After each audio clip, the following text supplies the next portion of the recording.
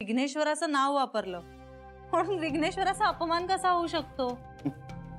अरे देवानेच ही सृष्टी निर्माण केली आहे ना, मग त्याच जगात चांगल्या हेतूने निर्माण झालेल्या गोष्टींमुळे देवाचा विटाळ कसा होईल? आणि हे ठरवणारे हे कोण आहेत? अरे आमची श्रद्धा आहे, आमच्या भावना आहेत, तुमच्या भावना त्या भावना, आणि आमच्या काय काही नाही. बरं रस्त्याने जाताना कित्येक दुकानं बघते रे मी जिथे शू मार्ट्सवर बियर बार्सवर देवाची नावं लिहिलेली असतात. ती कशासाठी? देवाचा अपमान करण्यासाठी? अरे श्रद्धेपोटीच करतात ना लोक. मुळात देवाने मक्तेदारीचं लेटर दिलंय काय यांना लिहून? हे कोण आहेत आक्षेप घेणारे? जान्हवी आता तू शांत हो ना. कशी शांत होऊ श्री? अरे इतका का तू एकटा सहन करतोयस हे सगळं? म्हणूनच मी तुला हे सगळं सांगत नव्हतो. या असल्या सनातनी कर्मठ स्वयंघोषित देवाच्या मक्तेदारांनी संतांनाही नाही सोडलं. आपण कोण होत पामर? अरे पण चराचरामध्ये देवाचं अस्तित्व मानणारी संस्कृती आहे आमची. आम्हालाही धर्म कळतो आणि तो जास्त पाळतो आम्ही.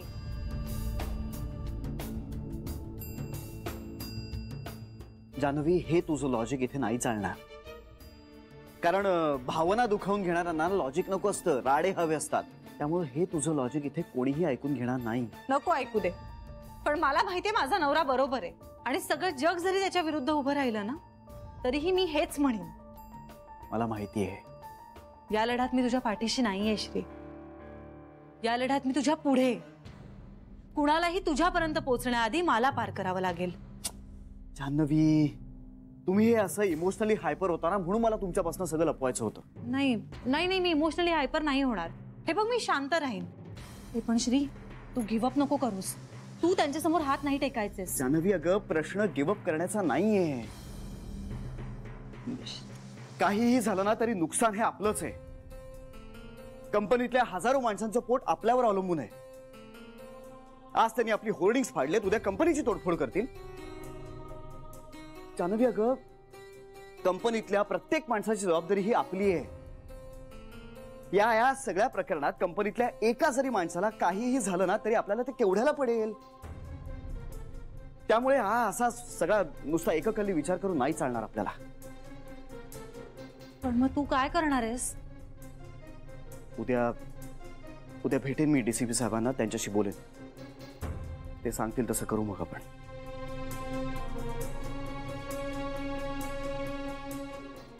श्री या सगळ्यात मी तुझ्या बरोबर आहे.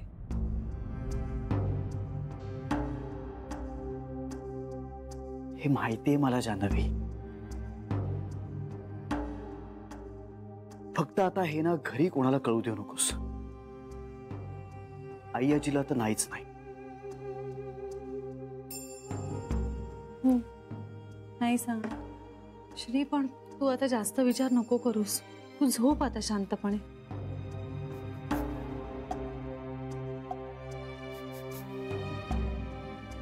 झोप.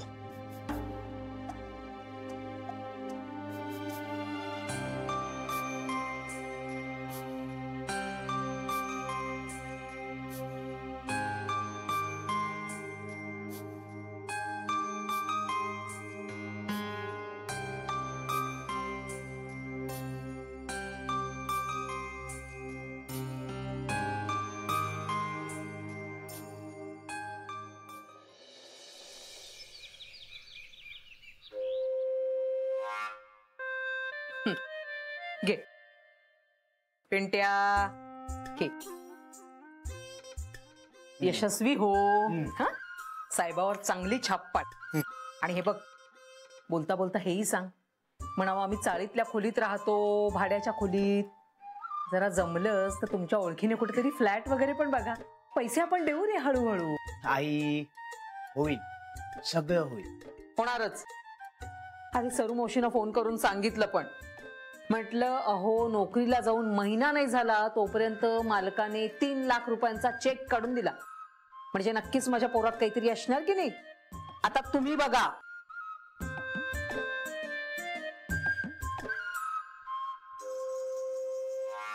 बाबा बाबा तुम्ही कसे गप्प? मला न विचारलेला सल्ला मी कधी देत नाही. असं का म्हणताय बाबा? हे बघ पिंट्या, मला तुझ्या कामामध्ये काहीतरी काळं बेरं दिसतंय. काही काळवेरा नाही. काळवेरा आहे ते तुमच्या डोळ्यात आहे. भलत्या मार्गाला लागून स्वतःचं नुकसान करून घेऊ नकोस म्हणजे मिळवली. काही नुकसान होत नाही. झालं ना तर चांगलंच होईल. चा पेंट्या जा. निघ. बाबा उशीर होईल मला यायला. निघू? काही हरकत नाही. सावकाशी. हा आणि ते जरा घरात सांग. हा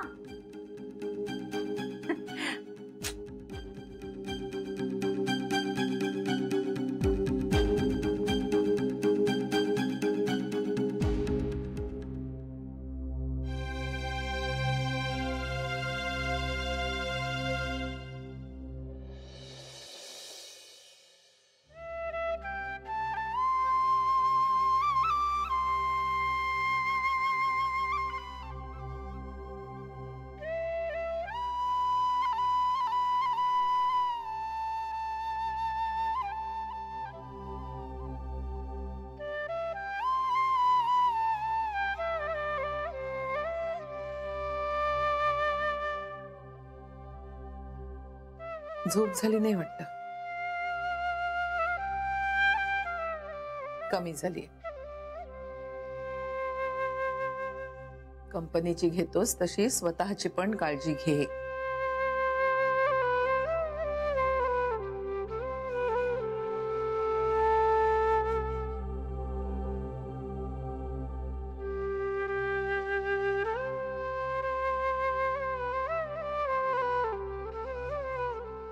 अय्याची आशीर्वाद दे मला. काय झालं? झालं काही नाहीये. मग काही नाही ग. तुझा हात पाठीवरून फिरला ना की बळ येतं. कशासाठी बळ हवंय तुला? लढण्यासाठी. कुणाशी? स्वतःशी. का? आपण घाबरतो ना कधी कधी. घाबरणं नॅचरल आहे श्री. पण घाबरून चालत नाही ना ग. कशाला घाबरतोयस तू? नाही म्हणजे तसं नाही सांगता येणार. कशामुळे घाबरतोयस? कुटुंबामुळे, कंपनीमुळे. संसार आहे, भविष्य आहे आणि हे सगळं असंच राहावं असं वाटतं मला. सगळं आहे तसं कधीच राहत नाही श्री. पण मग ते तसंच राहावं म्हणून आपला अट्टासही संपत नाही ना ग. पण त्यासाठी स्वतःशीच लढावं नाही लागत. आईची तुला कधी लढावं लागलं नाही स्वतःशी? लढावं तेव्हा लागतं जेव्हा आपल्याला बाजू ठरवता येत नाही. म्हणजे? माझी बाजू ठरलेली आहे. कसली? सत्य आणि न्यायासाठी उभं राहायचं यात द्विधा कधीच मनात उभी राहिली नाही माझ्या. त्यासाठी कुठल्याही परिस्थितीला तोंड द्यायची तयारी होती माझी. सत्य आणि न्याय माझ्यासाठी महत्वाचं आहेच, पण कंपनीवर अवलंबून असणारी माणसं माझ्यासाठी जास्त महत्वाची आहे. हाच फरक आहे तुझ्यात आणि माझ्यात. मी सत्य आणि न्यायासाठी स्टाफला पणाला लावलं असतं आणि तू स्टाफसाठी सत्य आणि न्यायाला पणाला लावशील. तीच वेळ माझ्यावर येऊ नये म्हणून मला आशीर्वाद दे. ते आहेतच आणि नेहमी राहतील. तात्विक मतभेद असले तरी.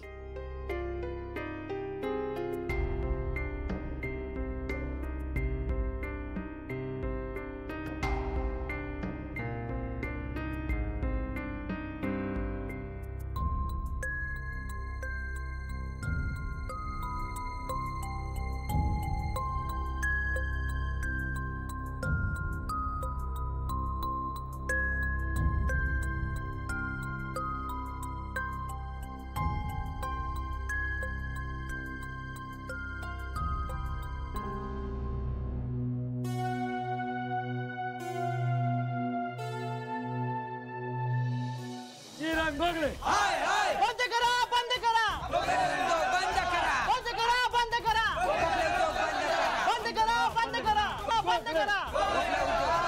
श्रीरंग गोखले श्रीरंग गोखले श्रीरंग गोखले श्रीरंग गोखले श्रीरंग गोखले श्रीरंग गोखले. बंद करा बंद करा बंद करा. श्रीरंग गोखले श्रीरंग गोखले श्रीरंग गोखले श्रीरंग गोखले श्रीरंग गोखले श्रीरंग गोखले श्रीरंग गोखले. काका you should not lose your temper. कुठल्याही परिस्थितीत तू चिडायचं नाही. चिडून कुठली गोष्ट करायची नाही, बोलायची नाही, वचन दे. रागाच्या भरात तू काही करणार नाहीस.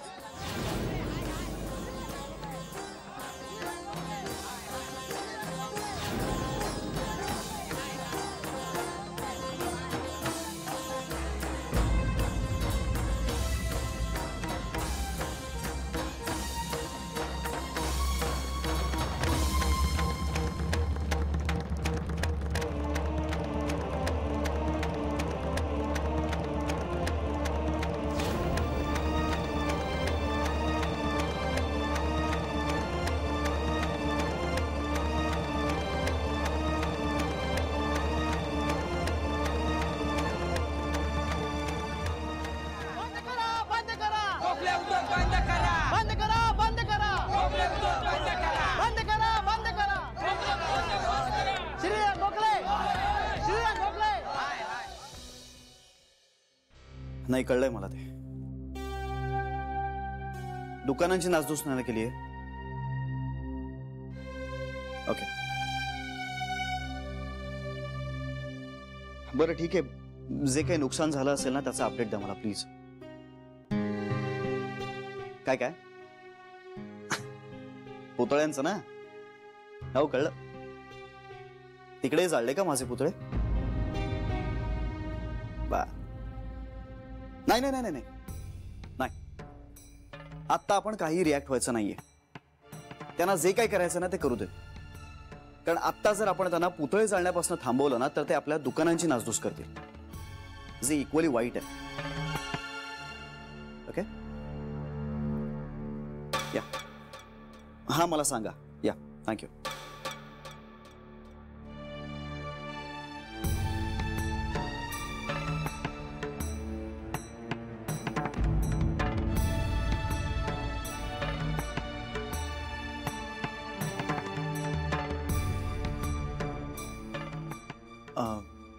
जानवी जानवी जानवी आय गेस तू माझा आत्ताचा फोन कॉल ऐकलायस बरोबर? ऐक, मी जे काकाला सांगितलंय ना तेच तुलाही सांगेन. भावनांवर ताबा ठेवा. कुणी ठेवायचा तो श्री? आपण का त्यांनी? सगळ्यांनीच ठेवायला हवा जानवी. अगं आपण आपल्या भावनांवरती ताबा ठेवू शकत नसू ना तर माणूस म्हणून जन्माला येण्यात काहीच फायदा नाहीये. आपण आपल्या भावनांवर ताबा ठेवू शकलो नाही तर काय घडतं हे बघतेस ना तू. आणि हे सगळं दुसरं काय आहे? तेच तर आहे. कोणीतरी भडकवलेल्या, कोणीतरी मुद्दाम चुकीच्या मार्गाने चेथावलेल्या भावनाच तर आहेत. माझी फक्त एकच रिक्वेस्ट आहे, प्लीज संयम ठेवा. आता तुम्ही संयम ठेवू शकलात ना तरच मी ही बाहेरची लढाई शांतपणे लढू शकेन. घरी परत आल्यानंतरही भावनांवर आवर घालण्याची ताकद नाही आता माझ्यात. श्री श्री श्री अरे काय चाललंय बाहेर? निदर्शनं करतात, पुतळे जाळतायत. मला खरंच काही कळत नाहीये. कोण आहेत हे लोक? आणि खूप भीती वाटते आता मला. तू प्लीज थांब ना. अरे आज ते पुतळे जाळतात, उद्या बेबी आत्या असं काही होणार नाही. अगं कायदा नावाची काही गोष्ट आहे की नाही? या सगळ्या माणसांना जर त्यांचं मत व्यक्त करण्याचं स्वातंत्र्य असेल ना तर आपल्या देशात कायदा आणि सुव्यवस्था सुद्धा आहे. अगं म्हणून तर हे फक्त पुतळे जाळू शकतात, बाकी काही करू शकत नाहीये. श्री पण हे खूप भयंकर आहे. I know. श्री आपण आईला सांगूया. नाही, आई आजीला आता हे कळता कामा नाही. अरे पण का श्री? बाहेर ना कुठून तरी कळेलच ना. त्याच्यापेक्षा आपण सांगितलेलं बरं. नाही नाही नाही, कुठूनही हे आई आजीपर्यंत पोहोचलं ना तर त्याचा परिणाम तिच्यावर वाईटच होईल. श्री आई खंबीर आहे. बेबी आत्या अगं पण आत्ताची परिस्थिती सुद्धा खूप विचित्र आहे. आई आजीनी हा सगळा व्यवसाय पोटच्या पोरासारखा वाढवलाय. तिला हे झालेलं सगळं नुकसान, ही सगळी झालेली परवड समजली ना तर तिला खरंच खूप वाईट वाटेल, खूप दुःख होईल तिला. आणि जे मला होऊ द्यायचं नाहीये. आणि दुसरी गोष्ट, आता आई आजीनी हा सगळा व्यवसाय माझ्या हातात दिलाय ना. या व्यवसायाला मोठं करण्याचं क्रेडिट जर मला जात असेल ना तर मग इथे होणार सगळा त्रासही मीच सोसला पाहिजे. ही माझीच जबाबदारी आहे. त्यामुळे आई आजीपर्यंत हे सगळं पोहोचण्याचं काही कारणच नाहीये.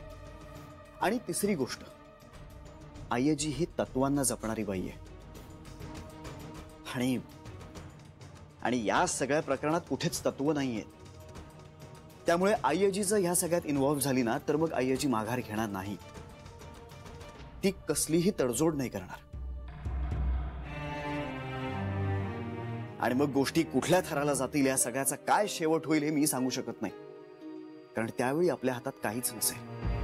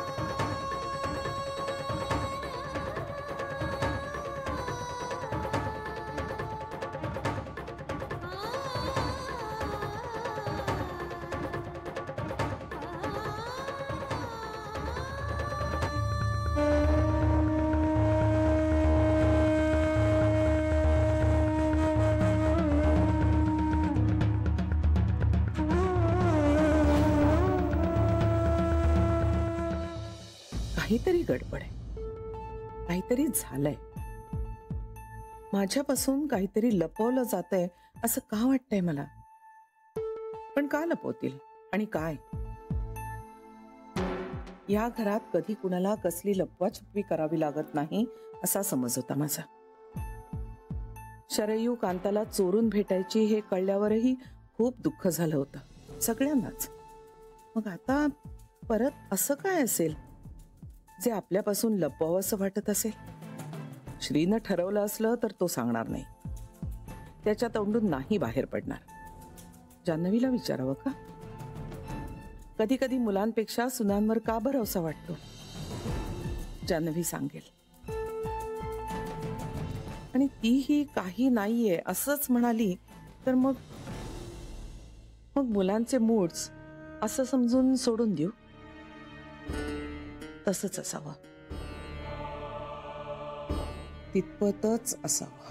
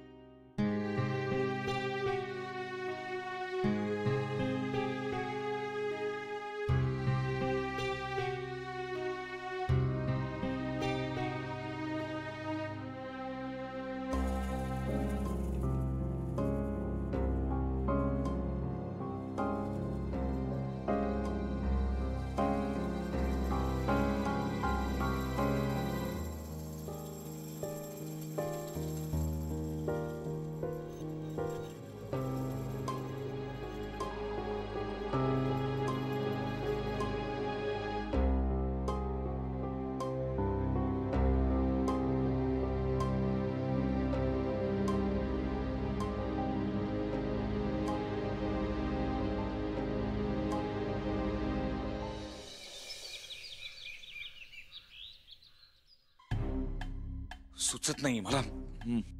सुचत नाहीये मी काय फोडावं असं वाटतं काहीतरी. म्हणजे कुणाचं तरी डोकं फोडावं असं वाटतंय मला.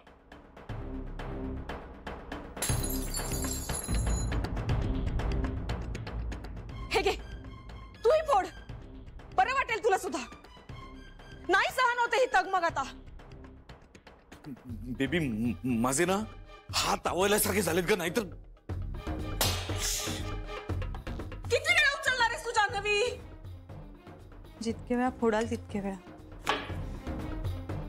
काय चाललंय हे मला काही कळतच नाहीये. पुतळा जाळत होते का श्रीचा. श्रीचा पुतळा जाळत होते आणि मी मी मी काय केलं. काही नाही केलं. मी ते सगळं पाहिलं आणि उलट्या पावली घरी चालत आलो. आणि आता घरी येऊन काय करतोय. नुसता उभा आहे. काय करतोय काही करू शकत नाही.